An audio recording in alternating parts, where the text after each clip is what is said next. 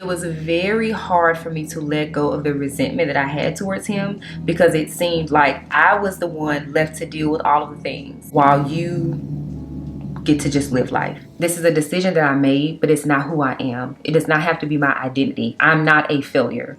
Welcome to Let's Have a Heart to Heart, a space for real, honest conversations about life, faith, and growing in Christ.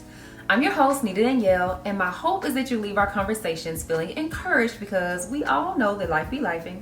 And I hope that you leave our conversations knowing that you are seen, loved, and heard by God. So grab your favorite drink, take a deep breath, and let's have a heart to heart.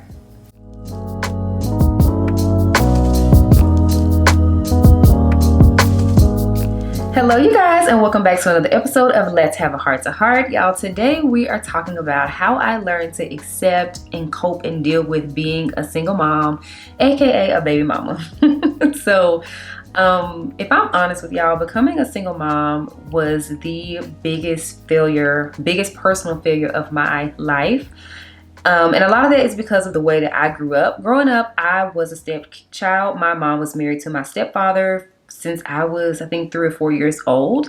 And I did not have the best experience being a stepchild, so I never wanted my kid to be a stepkid. Also, because my biological father was absentee for the majority of my childhood, I just wanted my children to grow up and experience what I did not. I wanted them to have an amazing, present, active father, and I wanted them to grow up in a 2-parent household. And like I said, I didn't want them to have the experience of being a stepkid and having an absentee dad that I had. And so for that reason, when our relationship failed and when I became a single mother, not only was I heartbroken because the relationship failed, there was also the heartbreaking disappointment of him not showing up as the type of father that I would have preferred for him to. It led to me feeling like a very stupid, silly, gullible girl because I also became a single mom at 30. I got pregnant with my daughter and had her at 30. And I became a single mom at my daughter was around 9 or 10 months. So she was very young and I was still 30 years old at the time. And so, or was I 31? I think I might have been 31 by then. Yeah. Either way, girl, I was in my 30s and I felt like I was too old to be making those stupid, silly decisions. And so because of that, I felt like a failure and I felt like a silly, stupid, gullible girl. Now, while I understand that everyone doesn't have the same single motherhood story, I do think that a lot of those feelings resonate with most of us as single mothers, regardless as to how you ended up in that situation. And so today I'm going to share 5 steps, tips, if you will, of how I really was able to climb out of that, again, with the help of Jesus and therapy. So that probably will be the first one. If you have not gone to therapy, 10 out of 10, highly recommend, okay? Go to therapy, get you some help.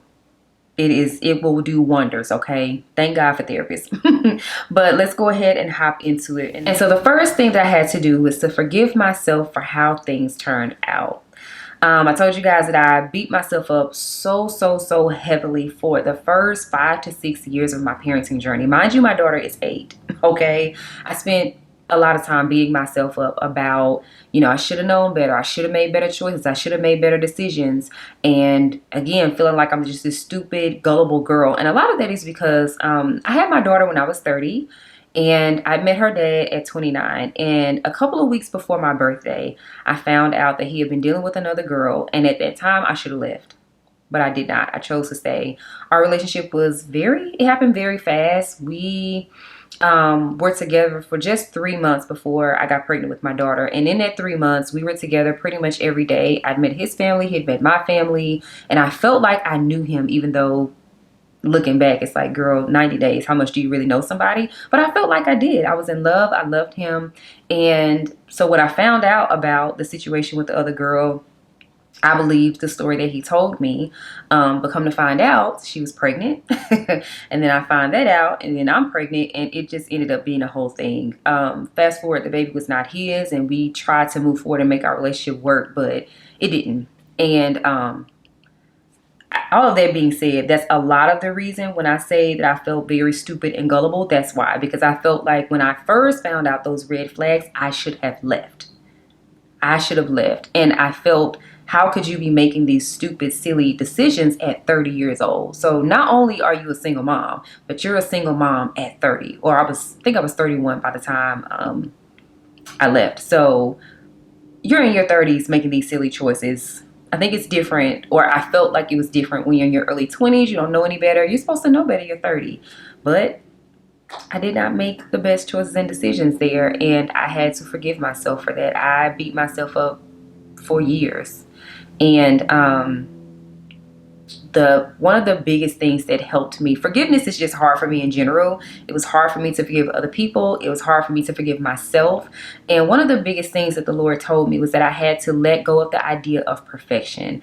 I am a recovering perfectionist. I like for things to be perfect. And what I mean by perfect is just right in my own eyes. Whatever my idea of the perfect family, the perfect life, the perfect business, whatever the perfect thing is, that's what I'm going to pursue. That's just the way that I was. I'm a recovering perfectionist. And when it came to raising my daughter, raising my children, just mentally, when I thought about having children, I envisioned having my child with this perfect family and the perfect picture and all of that. And because that did not happen, of course, it was just a huge disappointment to me. And the Lord had to remind me that He never called me to perfection, and that I can't put this pressure on myself to be perfect. If He doesn't expect me to be perfect, how can I expect myself to be perfect? Also, it's like, what good does it do me to continue to beat myself up about choices and decisions that I made at this point 9 years ago? It's done. It's done. She's here. I'm her mother. He's her father. It is what it is. I can't change any of those decisions. And it doesn't do me any good. And if I'm honest, it doesn't do my child any good if I'm continuing to beat myself up and wear this badge of being a failure and a stupid, silly, gullible girl when I'm raising a daughter. What does that show her? What does that do for her to see her mom living her life with the identity, wearing the badge and identity of being a failure? That doesn't help my child either. So not only does it not help me just as a woman move forward and not live in my past decisions and mistakes, which is what I was doing, it also doesn't help me raise a child to know, okay, yeah, you're going to fall, you're going to make mistakes, you're going to make unwise choices. But if and when that happens in life, learn from it, get up and keep moving. Don't live there and don't stay there.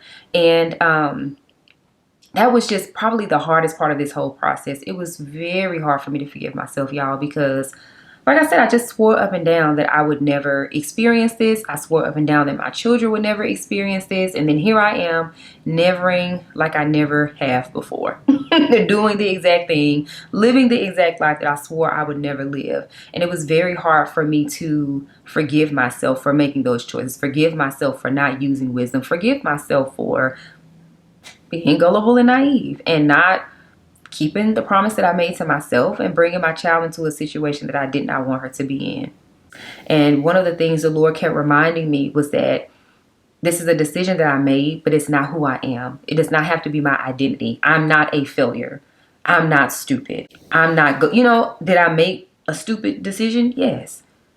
Did I fail per se at a goal that I had for myself? Yes. But does that mean that I have to live my entire life as a failure? Does it mean that my entire life is stupid? Does it mean that the whole? No. I can say, okay, yeah, I missed the mark here. Acknowledge it. Get up and move forward. And the best thing that I could do at this point for myself and my child is to not live in my past decisions, but to look back and say, okay, what lessons can I take from that? Which leads me to my second point. I had to take accountability without condemnation. Okay, this is what I did. These are the choices that I made. This is where it got me. How can I take accountability? How can I look back at my past decisions, whether they're good or bad? In this case, not the best. And what can I learn from this? What wisdom can I pull from this to make sure that I don't make these decisions again? So for me, I swore up and down that I would never be a single parent. Okay, well, why were you having unprotected sex with this man that was not your husband? Your actions were not aligning. My actions were not aligning with the life that I said that I wanted.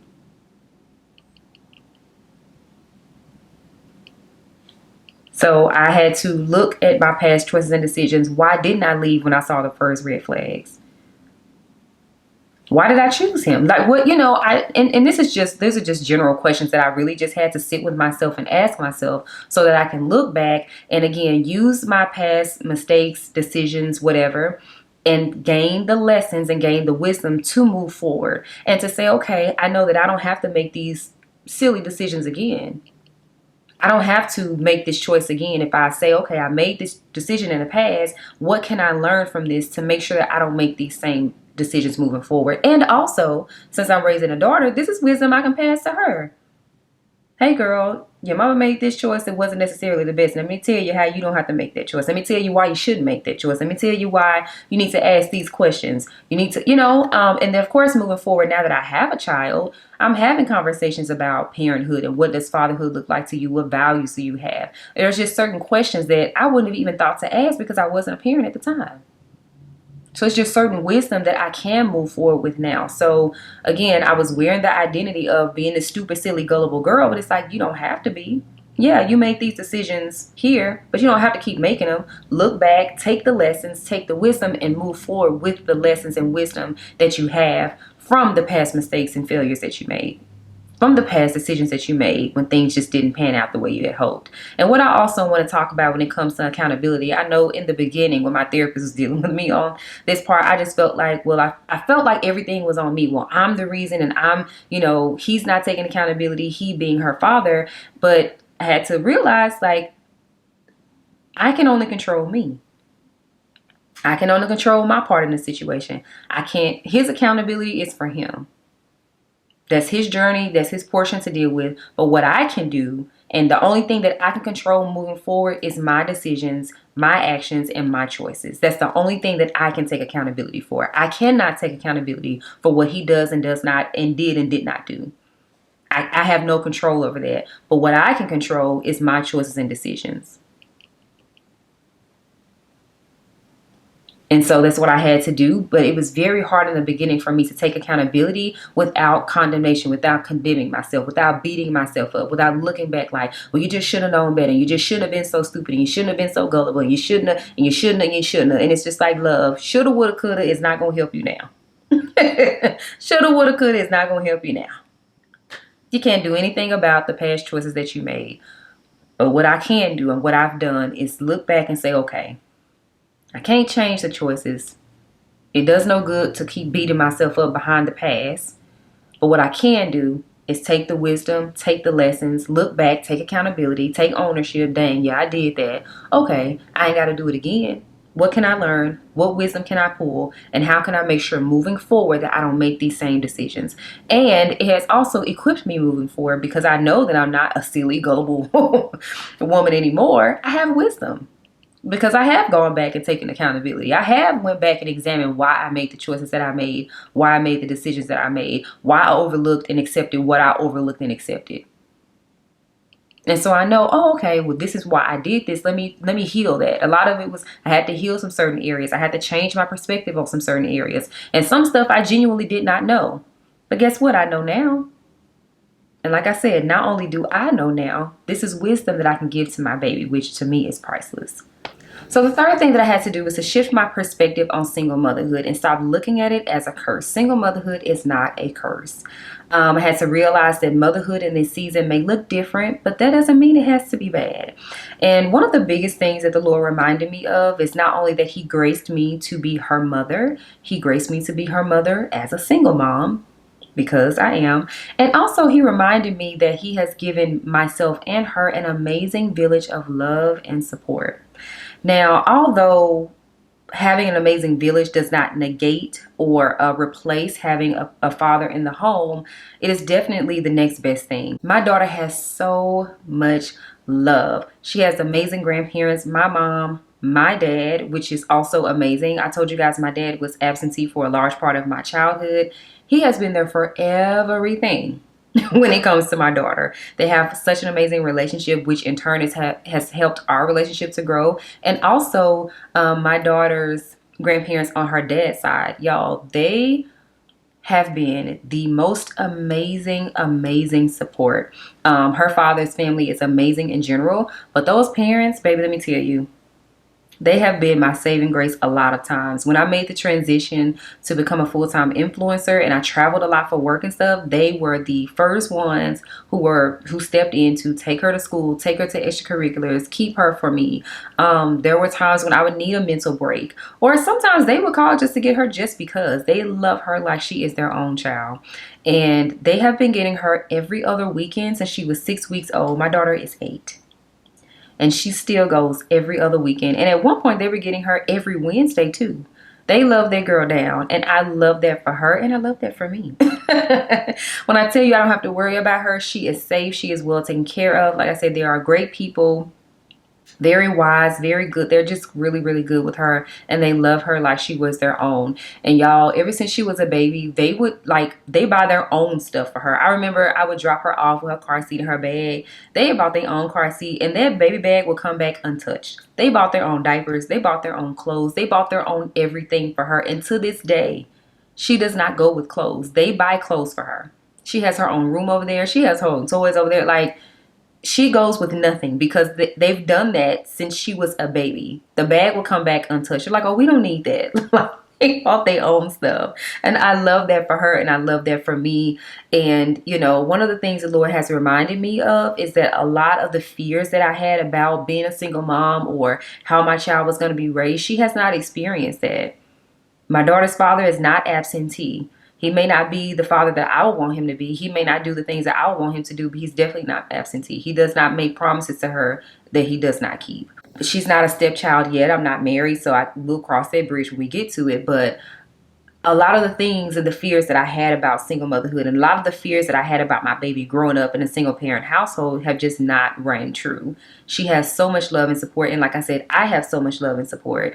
And the Lord reminded me that even in this season, he still graced us for the season. So although in my day-to-day, yes, I am alone, and it is overwhelming, and it does suck sometimes. I can't even lie to you. I'm not telling you that it's roses and sunshine, because it is not. However, I have had to learn to shift my perspective and realize that this is just a season. Lord willing, I will get married someday. But until then, I'm thankful for our life as it is. My daughter is blessed with so much love. I'm blessed with so much support. And although, like I said, in the day-to-day, it is just myself and her, I am the one doing all of the things and all of the work. When and if I need a break, I can always get one. Not just her grandparents, my friends have been amazing support. One of my friends lives out of state, and she will fly in if my daughter has something going on to see her. I love that. Again, I'm thankful. They have been amazing, amazing support. I have such an amazing village. And so the Lord reminded me that although single motherhood or motherhood does not look the way that I wanted it to, it did not turn out the way that I desired, the Lord has still given me so much to fill in that gap. And again, I'm not saying that a great village replaces or is a supplement for a present father in the home. However, in this case, where he does not live in the house with us, the Lord has given so much support and help where it's not often that I'm not able to get a sitter. It's not often that I'm not able to get a break. And even in that break, I know that my child is well taken care of.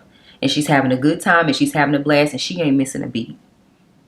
And so, I've really had to learn to shift my perspective as a single mom. And it has been hard. There are certain seasons and times where I can't shift my perspective. I'm like, Lord, this sucks. I get what you're saying, and I'm thankful for the village and all that, but this still sucks. Then guess what? There's grace and space for that. But for the most part, I'm going to be honest, I really could not complain. I feel like with the village that I have and with the support and the love that my daughter has, it is really the next best thing. So I can't complain about it, and I do my best not to, because I feel like when I get in that mode of this is just the worst thing ever, it's really not. Really, the worst thing ever would have been for me to stay in a toxic situation and raise my child to see that. So in my situation, I'll take the latter. But yeah, single motherhood is not a curse. And I think if you're able to shift your perspective and look at it as a blessing and not a curse, I think that will help tremendously, because it definitely helped me. All right, so the next thing that I had to do, and y'all, this has been hard, okay? But I had to forgive him and pray for him being my daughter's father. And again, if you listen to the podcast episode where I talked about my story with forgiveness, I told y'all forgiveness has been hard for me. And in this situation, it was very hard for me to forgive him, not necessarily for the heartbreak and the things that happened in the relationship. It was harder for me to forgive him when it came to parenting, because I felt like I was the one left holding everything. I felt like I'm the one, you know, taking my daughter to and from school, taking her to and from daycare, scheduling doctor's appointments, scheduling, hair appointments. Now she's 8, doing all of the things. I'm doing all of the work, and you get to skip through life and pop in and out when you feel like it. I don't get an option. When I'm tired after work, I don't get to go home and take a nap. I have to do homework. I have to make sure dinner is ready. I have to take her to extracurricular activities. We probably have a play date because she's the only child at home, and she, and I understand she wants to play with her friends. I don't just get to get off of work and come home. Even in the mornings, I have to get up early to make sure that I'm pouring into my cup before I get her up and take her to school and take care of the dog and all of this stuff. Like, I'm left to do all of the work of parenting while you get to do whatever it is you're doing and pop in and out when you feel like it. That was, and still is, if I'm honest with you, the hardest thing to forgive. And it is a continual forgiveness that I have to continue to remind myself. And even when I get offended, something happens later, I have to go back and say, okay, Lord, I'm irritated here. I need you to go talk to your son. I need you to deal with your son. Because the Lord had to remind me, that's my son. Okay, well, if that's your son, then deal with him.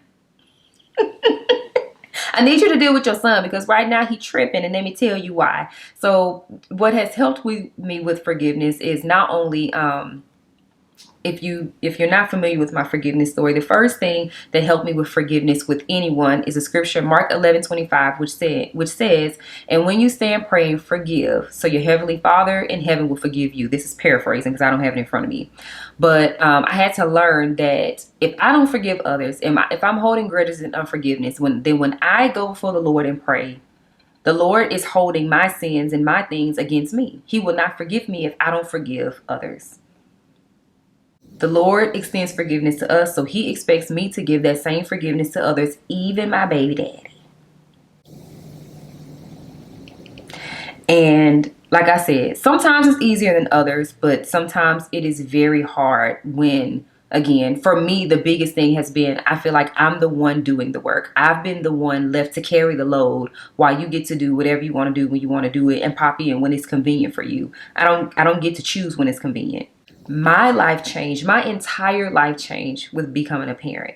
Not just in the practical way. I mean, even I remember after I had my daughter, my skin type changed. I had to change my soap. I had to change my deodorant. Like, things that I used for years. I was 30. Things that I used and did for years did not work anymore. So not just even the practical level of your body changing, not just during pregnancy, but even after pregnancy, dealing with postpartum depression that I couldn't really deal with because I had to go to work and I had to deal with him and I had to, like all of the things. And so it was very hard for me to let go of the resentment that I had towards him, because it seemed like I was the one left to deal with all of the things while you get to just live life. And it seemed very unfair. And it still seems very unfair, if I'm honest with you. I don't think, at least for me, that feeling does not go away. What has helped me the most is, number one, taking it to the Lord. Instead of me arguing and going back and forth with him about whatever I feel like he did or didn't do, or what's right or wrong, or how I feel about whatever, I take it to the Lord. When I'm irritated, when I'm frustrated, when I'm mad, whatever, Lord, let me tell you about your son today. Lord, I need you to talk to your son. And what I can promise y'all is that the Lord will deal with his children. In the beginning, when the Lord was telling me to forgive him and, take my issues and problems to the Lord and not, combat him, I'm like, I don't want to do that, I would rather he need to know how I feel. I want to cuss him out today. Okay. Like, I was like, no, I don't want to. I need him to know how I feel. I need you to know how I feel, because I need you to know. The Lord will deal. The Lord kept telling me, let me deal with my son. I'm like, Lord, you need to deal with him. And it seemed like you're not moving fast enough. It seems like you're moving slow. I need you to move faster than what you're moving, because this is irritating. This is getting on my nerves. But it really has made a world of a difference, not only in our co-parenting relationship, but just in general. I can tell that I can see the fruit of my prayers in him, in the way that he has shown up for our daughter even more than he already was. And so I can just tell you that prayer works. I can tell you that forgiveness has been a game changer. Not only has it helped my co-parenting relationship, it's just helped me being a mood regulator. I don't need to carry that. Lord, deal with your son and let me go on. Lord, handle that, please, and let me move on. And of course, I deal in the capacity that I need to deal with. But anything outside of that, I choose not to carry it, because what good does it do for me to be stressing about this situation? Like, it's just not fruitful for us. It's not fruitful for me in parenting, and it's just not fruitful, period. I had to learn to forgive him in general, but I will say the forgiveness piece is a continual thing in dealing with him. There are just certain things that I don't like, and I'm sure there's things that I do when it comes to our child that he doesn't like, I'm sure. But instead of me getting irritated and frustrated and going back and forth with him about it, I have learned to take that to the Lord, pray about it. And sometimes the Lord would tell me, nah, you was wrong for that, your perspective. Or again, some things I just have to leave it there. But it has really made it a lot more peaceful, and it has helped me to be able to move forward and not stay stuck in the past and not stay stuck in the resentment. But like I said, I would be lying to say that I don't continually deal with resentment sometimes, being the default parent. But the way that I deal with the resentment when it comes is to instantly, I forgave him for that, I forgive him for that, and then let me talk to the Lord about it. I can tell the Lord how I really feel. I don't have to sugarcoat it. I don't have to whatever. I lay it out and I say, Lord, I need you to deal with your son. And then after that, and sometimes it's not in the moment. I'll be very honest with you. Sometimes it's not in the moment. Sometimes I have to come back later and pray for him, because I'm like, look, I don't have the prayer that I have right now. It's not nice. This is not a nice prayer. So let me pray later when I can pray earnestly and I can mean this prayer. Because right now, the only prayer I have is, Lord, get him. So let me just hush. And when I say Lord, get him, that's being mild. I really want to say something else, but I can't say it. Oh my gosh, but it's things that I can't say, and I can't pray that the Lord, do that. So I'm like, okay, let me calm down. I can pray for him later. And the fifth and final thing that I feel has helped me to accept and deal with being a single mom is to reclaim my identity as a whole woman. I talked a lot about the fact that I felt like a failure and this silly, stupid, gullible woman, and I lived a lot of my life from that place. I made decisions from a place of failure. And what I mean by that is, a lot of times in parenting, I felt like, well, I've already failed her here, so I have to make up for it in other ways by giving her all of these things and getting her to have all of these experiences. And not that there's anything wrong with providing for your children or providing experiences, but the root of it for me was to prove that I'm not a failure. Or the root of it for me at that time was to make up for what I felt her father wasn't doing. Or, even when it came to a lot of when I was in my buying my house era and different things like that, it was, I need to prove that I'm not a failure as a single mom. I can't be a single mom and broke. I can't be a single mom and not successful. I needed to do these things to prove that I'm not a failure and I'm not a silly, stupid girl. I felt like I had to prove that I wasn't these things, these labels that I took on because of being a single mom. And I ran myself into the ground, honestly. I ran myself into the ground trying to prove something to who? To who? It's like, who, girl? Please. Looking back, I'm like, girl, please. But if I'm honest, some of it was proven to myself because I was disappointed in myself. I wanted a different life for me. I wanted a different life for my child. And it hurt me to my core that I wasn't able to do that for myself and my baby. And so out of that place of hurt, I was using my ambition as a Band-Aid, working myself into the ground, chasing my dreams. And again, there's nothing wrong with working and chasing dreams and having ambition. But for me, a lot of the root of that ambition was a Band-Aid because I felt like a failure as a single mom. And I felt like I had to provide my child this elaborate, glamorous, over-the-top life to make up for the fact that she didn't have a father in the home. And again, nothing wrong with providing a beautiful life. It's just the root of why I was doing that was misplaced. And once I got to the root of the problem, and like I said, through the work of Jesus and through therapy, healing that part of me has helped me to look at myself as a whole woman. It's helped me to, again, not live in the past. It's helped me to not look at myself as a failure. It's helped me to not look at myself as a silly, gullible girl.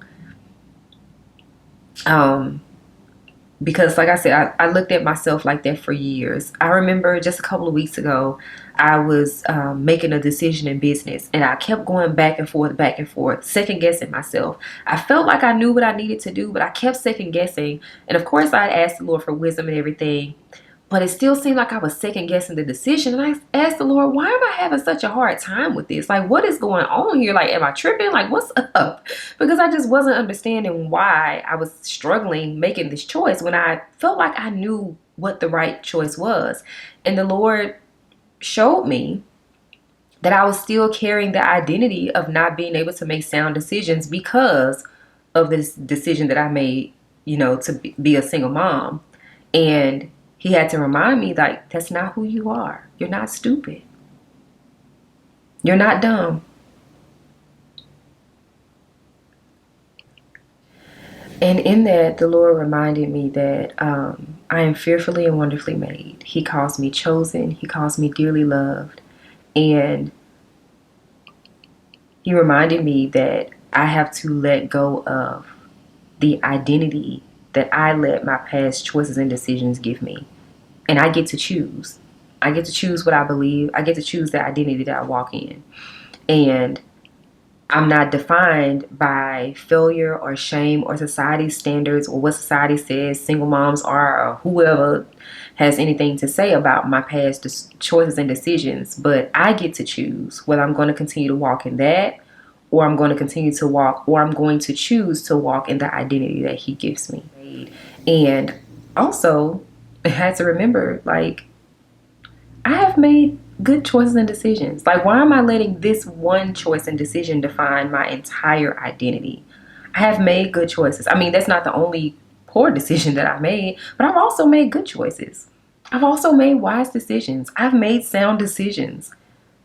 And so it's like, stop letting my past dictate who I am now. I'm not that girl anymore. That's a decision that I made. It's a choice that I made, but it's in the past and we're moving forward. And so I had to remember that my identity as a whole woman, being a mother and a single mother, is a part of who I am, but it is not my whole identity. And also, just cultivating my life outside of motherhood helps with that too. And I think, again, not just for single mothers, for any mom who gets lost in the sauce of motherhood. If you're in a situation where you're the default parent doing all of the things, it's easy to get caught up in doing all of the things because you have to do all of the things. And if you don't do them, they don't get done. But I had to intentionally make space for myself as a woman and intentionally cultivate the other areas of my life that bring me joy and that define who I am outside of motherhood. And so that has really helped. And again, I understand that it may be hard. I will say sometimes it's hard for me to go out and do certain things, especially when I have to take my child across town and all this kind of stuff. It's like, girl, I don't even feel like doing all that. But I make myself do it sometimes because it is worth it. It's worth it to show up for me in the same way that I show up for my baby. Also, and it makes me a better mother. When I've had some time to let my hair down, girl, look hair I got. When I've had some time to let my hair down and just be a woman and just be Shanita before being a mom, it makes me a better mother because I'm able to refuel my cup as a woman. Not just a single mom, as a woman, and I'm able to pour into some of the things that I genuinely enjoy. It helps me to be a better mother for her. But I had to reclaim my identity as a whole woman and not just a single mom. That's a piece of who I am, but it's not all that I am. Alright sis, I know today's episode was a little lengthy, but I really pray that you found it helpful. If you are new here, we end every episode with a heart check, okay? And today we do have 3 heart checks. And the first one is, what is the current tape that plays in your head surrounding motherhood? And for me, the tape that played in my head was that I was a failure, I failed my child, and that I am a stupid, silly, gullible girl. That was my tape. What is a tape that plays in your head surrounding single motherhood? And I pray that it is not the same as mine. The second heart check is, how can you extend the same grace to yourself that the Lord extends to you daily? One of my favorite things to pray, I usually pray this every morning. I thank God for the fresh grace and new mercies that he gives us every day. And I feel like that if the Lord gives us fresh grace and new mercy every day, how can we not extend the same grace and mercies to ourselves? So, how can you extend grace to yourself? And the third heart check is, what scripture can you stand on regarding single motherhood? And as I type this out, I'm like, well, what scripture do I stand on regarding single motherhood? And for me, it will be Romans 8:28. I believe that's the scripture. It says, all things work together for the good of those who are loved by God and called according to his purpose. All things, including the good, the bad, and the ugly, and the in-between. And so I fully believe that the Lord can and will use this for our good, not just myself, for my baby's good, and for the good of her father as well. And yeah, also now we do have a feature where you can send me a voice note. So not only can you leave a comment or a review to help share our podcast to new people, but also if you want to send me a voice note, if you have a question or if you have any feedback from the podcast, the link will be in the show notes. You can send a voice note and let me know your thoughts, your feelings, or any questions that you may have. All right, sis, until next time. Thank you so much for tuning in to this week's episode of Let's Have a Heart to Heart. I really pray that you left our conversation today feeling encouraged. If you've enjoyed the podcast thus far, please subscribe to our YouTube channel and then go over and subscribe on your favorite streaming platform, okay? New episodes drop every other Monday on the streaming platforms first, and then we drop on YouTube the following Tuesday. Also, make sure you share this podcast with a friend that you think would enjoy it. And I want to know what you enjoyed most about today's episode. So make sure you let me know in the comments down below. All right, you guys, I hope you enjoy the rest of your week, and we'll chat soon.